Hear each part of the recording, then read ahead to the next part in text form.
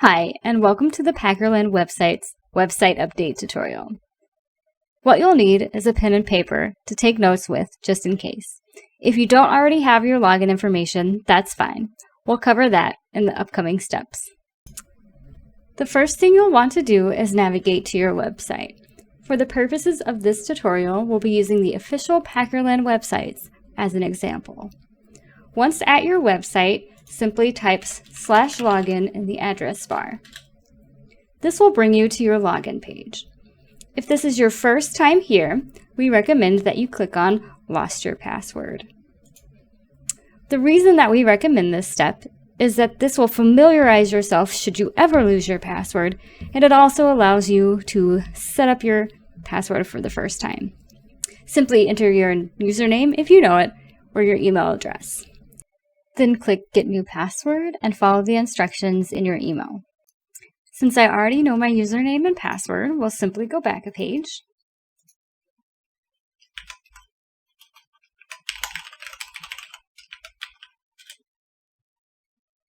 Once you've entered your username and password, you'll be brought to the dashboard. Now I know this can seem a little intimidating at first, but don't worry, there are only two sections in your sidebar that you'll be dealing with. Those two sections are posts and pages. Now keep in mind, not every website will be dealing with posts. Posts are often used for blogs. So if that's not relevant to you, don't worry. The great thing about WordPress is that both pages and posts are exactly the same in how you put in the content and deliver it to everyone else. So for the purposes of this tutorial, we'll stick with pages. Now, click on Pages or All Pages, and it brings you to the list of all your pages. To edit content or add content to an existing page, all you need to do is click on the name of the page or click Edit. This brings you to the content editor. The simplest way to think of this is that anything in this box is the title and everything in this box is the content. If for whatever reason you are seeing a bunch of code, for example, if your editor looks like this, all you need to do is click the visual tab right here, and this will bring you to the view that will be the easiest for you to work with. At the top of the content editor, you have a toolbar. In this toolbar, you can choose to bold text. You can change whether it's a heading or a paragraph. You can italicize, add lists, change where it's positioned, and you can even insert and add a link. It's as simple as that. Let's say that you want to add a link to your website. All you have to do is highlight the text that you want the link to be, click the chain link above, either search for the page that's on your website or type in the URL.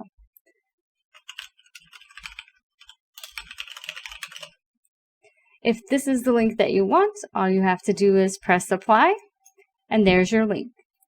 However, for pages that are not a part of your website, such as Google is not a part of PackerlandWebsites.com, we highly recommend that you edit the link, click on the cogwheel, click Open Link in a new tab, and then click Update.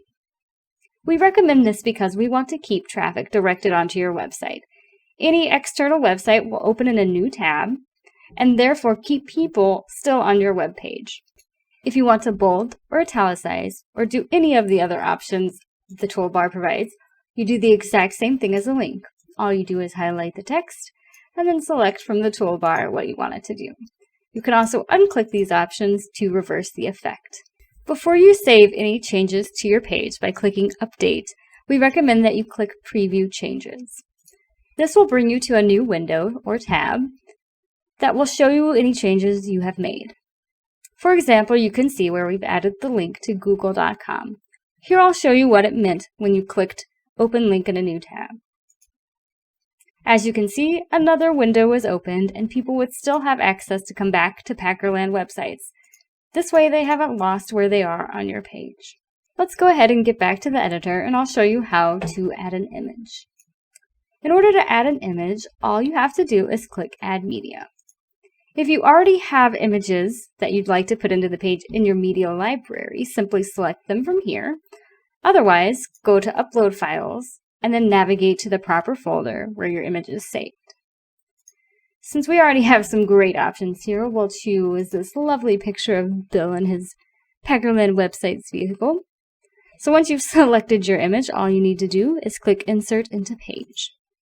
Now, because of the visual editor, and the reason why we love it so much, is that you get to see pretty much in real time what your changes will look like. There are several options that you can do with images, such as positioning the image to the left of the text, to the right of the text, or in the center of the page. You can also choose to change the size.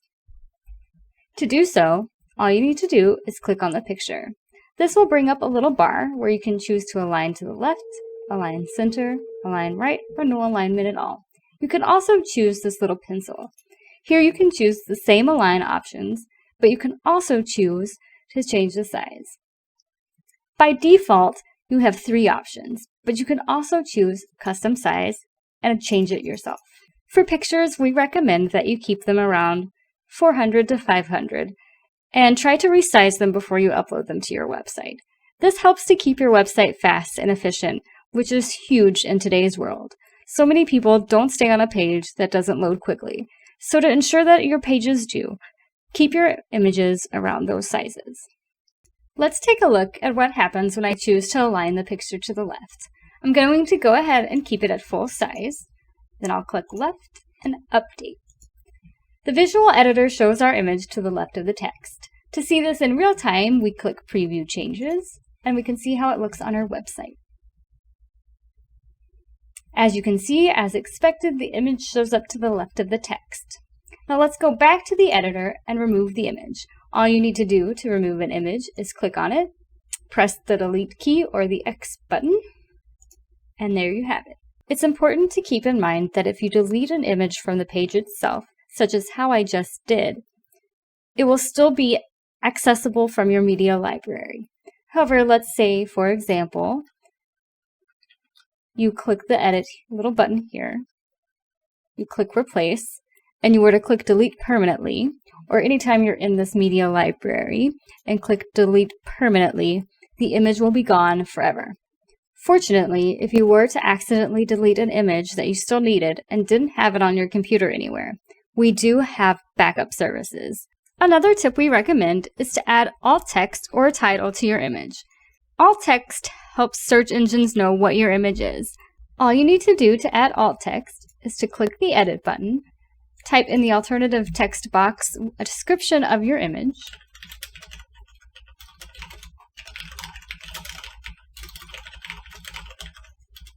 and click Update.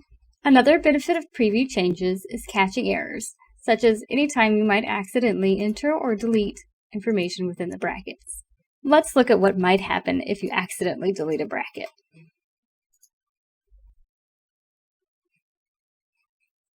So if we go to the home page, we can see that the columns of these boxes don't quite look how they're supposed to.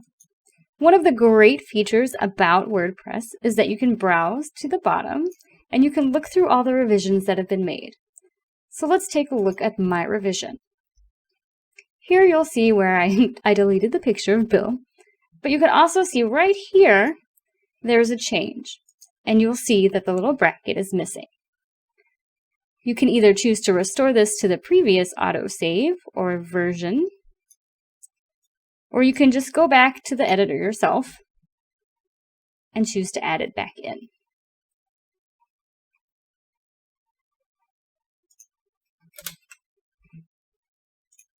And there you have it. You've resolved your bracket problem. If you're stuck and you can't figure it out, or all of this completely baffles you, don't worry. Feel free to contact us and we will gladly help you with the issue.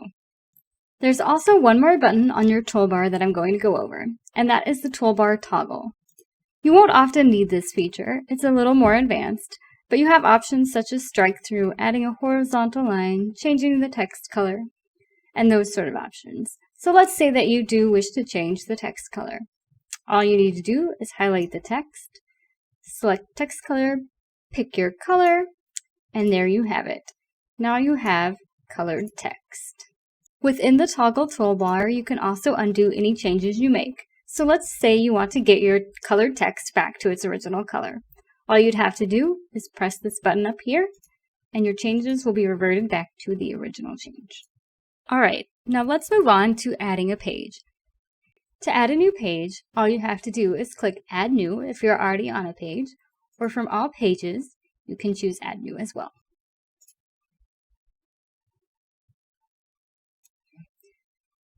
Whatever you put into the title, we'll put Packerland Websites Tutorial, will reflect in the URL of the page. So as you can see here, the new page is Packerland Websites Tutorial.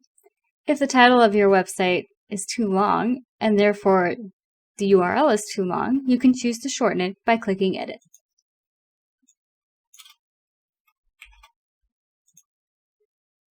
There is also the alternative of just typing a shorter title to begin with, and then once you click Publish or Update, you can come back and add the title back in.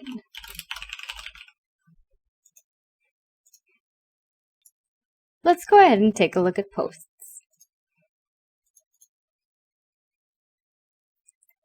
Again, this looks pretty much just like the Pages area.